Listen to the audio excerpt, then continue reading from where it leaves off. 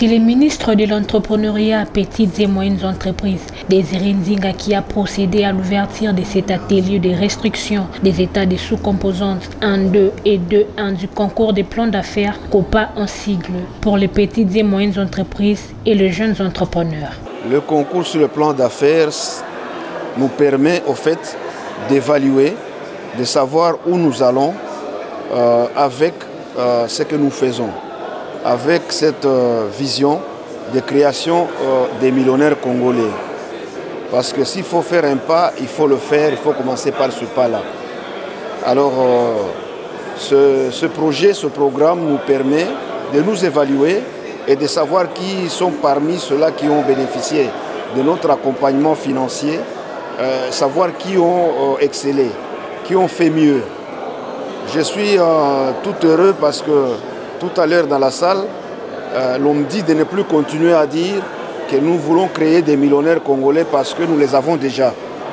Et pour moi, c'est une très bonne évaluation de me dire, ah bon, c'est vrai, nous les avons déjà, mais j'y ai répondu en disant oui, on a déjà fait des millionnaires, mais nous sommes encore très loin parce que par rapport à 100 millions de Congolais, en avoir fait peut-être une centaine, c'est rien, c'est une goutte dans l'océan. Et donc, nous allons continuer à relever ce défi-là, même si aujourd'hui, c'est ceux-là qu'on a présenté aujourd'hui, ont déjà fait le chiffre d'affaires de 22 millions de dollars.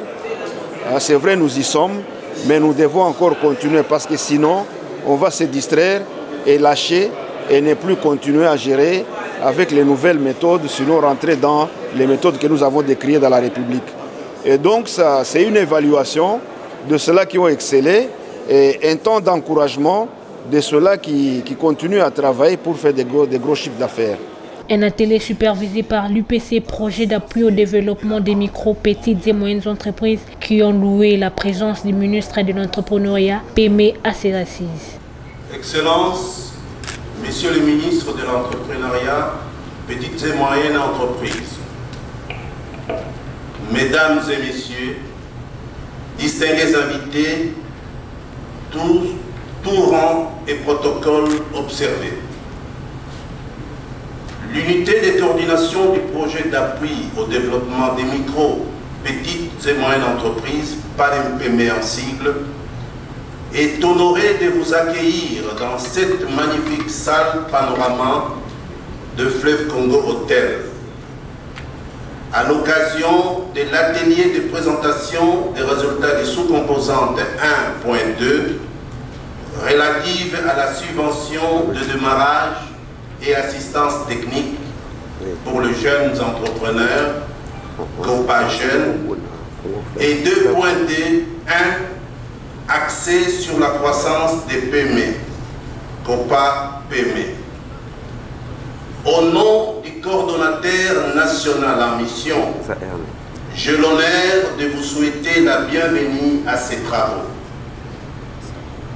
J'ai saisi cette occasion pour présenter nos vifs remerciements à tous ceux qui nous font l'honneur de participer à cet événement qui marque un tournant important du cycle de mise en œuvre d'un projet.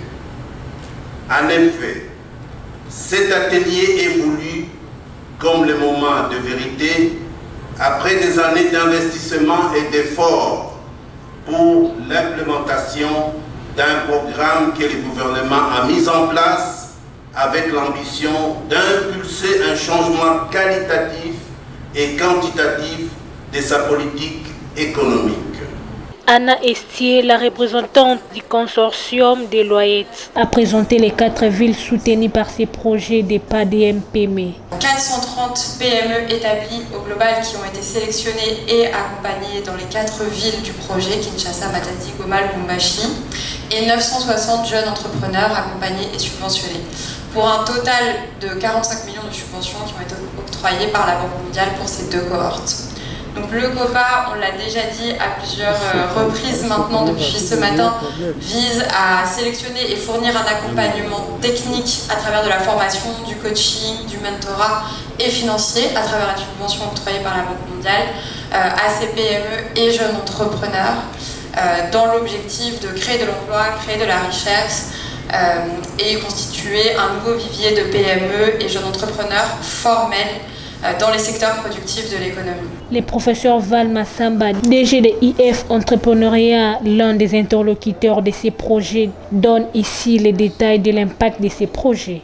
En termes de chiffres, c'est que 112 PME qui étaient des petites entreprises sont aujourd'hui devenues de moyennes entreprises.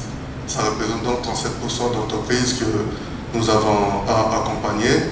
Et l'ensemble des PME sur toute l'étendue du territoire national, de 4 villes que nous avons accompagnées de PME, il y a à peu près, ils ont pu augmenter de 22,7 millions de dollars leur chiffre d'affaires. Je rappelle que c'est encore de résultats préliminaires, donc ces chiffres vont encore augmenter avec les autres données qui nous parviennent et ont créé 2151 emplois additionnels. Et ils ont pu mobiliser plus d'1 million de dollars de ressources financières auprès des banques. Pour les jeunes, c'est pareil aussi pour le PME, mais on a beaucoup plus formalisé des jeunes. Il y a 70% de jeunes qu'on a eu accompagnés qui n'étaient pas formels en ce qui concerne leurs entreprises. Et bien 70% de ces jeunes ont pu formaliser leurs activités. 95% des jeunes aujourd'hui ont reçu la première tranche de subvention et de ces 95% des jeunes, 65% ont véritablement démarré leurs activités économiques et ont pu générer 7 millions de chiffres d'affaires additionnels. On dit bien additionnels, hein? Donc le chiffre d'affaires qui s'ajoute au chiffre d'affaires ou à l'ensemble des ventes qu'ils étaient en train de réaliser auparavant et avec 1938 emplois créés. Il faut noter que quelques jeunes et petites et moyennes entreprises qui en sont bénéficiaires ont témoigné l'impact de ces projets pour leurs entreprises.